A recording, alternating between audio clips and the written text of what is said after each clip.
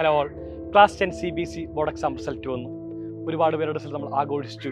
ഞാൻ ഈ നിമിഷം വന്നിരിക്കുന്നത് ഈ പറയുന്ന ആഘോഷങ്ങൾക്ക് ശേഷം ഒരുപാട് വിദ്യാർത്ഥികൾക്ക് ചിലപ്പോൾ മാർക്ക് കുറഞ്ഞു പോയി കാണും. ആ കാണുന്ന വിദ്യാർത്ഥികളെ അഡ്രസ്സ് ചെയ്യാൻ വേണ്ടിയാണ്. ആദ്യമായിട്ട് നിങ്ങളെല്ലാവരും ആലോചിക്കുന്ന കാര്യം ഇത്ര മാത്രമാണ്.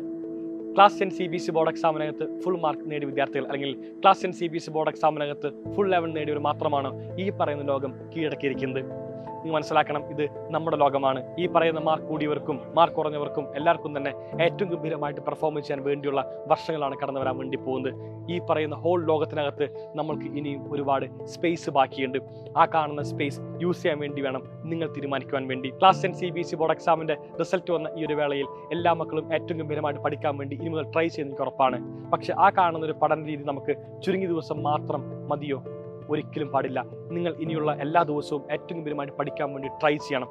അവിടെയാണ് നമ്മൾ ആവേശം കാണിക്കേണ്ടത്. നമ്മുടെ ഉള്ളിലെ കനൽ നമ്മളെക്കാലവും ഊതി ഏറ്റവും വലിയൊരു തീഗോളമാക്കി മാറ്റണം. ആൻഡ് നമ്മളുടെ ഈ പറയുന്ന എല്ലാവർക്കുള്ള മറുപടി നമ്മുടെ class 12 CBC board exam result വരുമ്പോൾ നമ്മൾ കൊടുത്തിരിക്കണം. സോ മക്കളെ, നമ്മൾ എക്കാലവും പഠിക്കുവാൻ വേണ്ടി തയ്യാറായിക്കൊണ്ട് എല്ലാ മക്കളും മുന്നോട്ട് പോവുക. മറ്റൊരു കഥ പറഞ്ഞുകൊണ്ട് ഈ കാണുന്ന വീഡിയോ വൈൻഡപ്പ് ചെയ്യുന്നു. കുറച്ച് വർഷം മുമ്പ് സൈലത്തിനകത്തൊരു വിദ്യാർത്ഥി പഠിച്ചിരുന്നു.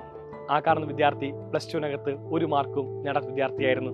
+1 ഫെയിലായി ആൻഡ് ദെൻ ഇംപ്രൂവ്മെന്റ് എഴുതി ആ കാണുന്ന എക്സാമിനേഷൻ പാസ്സായ ഒരു വിദ്യാർത്ഥി. നിങ്ങൾ ആലോചിച്ച് നോക്കുക, +2 ശേഷം എത്തി നിൽക്കുന്നത് ഇന്ന് ഇന്ത്യക്കകത്തുള്ള ജിപ്മർ 2ാമത്തെ മെഡിക്കൽ കോളേജിനകത്താണ്. ആ കാണുന്ന വിദ്യാർത്ഥിയുടെ പേര് അഭിഷേക് രൂപൻ എന്നാണ്. നമ്മൾ ഒരിക്കലും 10th മാർക്കിന്റെ ബേസിലല്ല നമ്മുടെ നോളജ് ടെസ്റ്റ് ചെയ്യേണ്ടത്.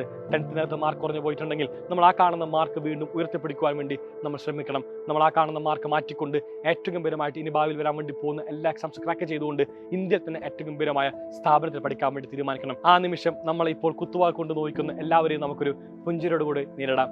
നിങ്ങളെല്ലാവരും മനസ്സിലാക്കണം, ആ ഒരു ചിരിക്ക് വേണ്ടിയാണ് നമ്മൾ വർക്ക് ചെയ്യുന്നത്. നമ്മുടെ പാരൻസിന്റെ ചിരിക്ക് വേണ്ടിയാണ് നമ്മൾ വർക്ക് ചെയ്യുന്നത്. നമ്മൾ വർക്ക് ചെയ്തുകൊണ്ട് തന്നെ ക്ലാസ് 12 CBC ബോർഡ് എക്സാമിനും അതുപോലെ തന്നെ ഭാവിയിലുള്ള എല്ലാ എക്സാംസിനും ഏറ്റവും ഗംഭീരമായിട്ട് മാർക്ക് സ്കോർ ചെയ്യും. എല്ലാവർക്കും ഒരു ഓൾ ദി ബെസ്റ്റ്.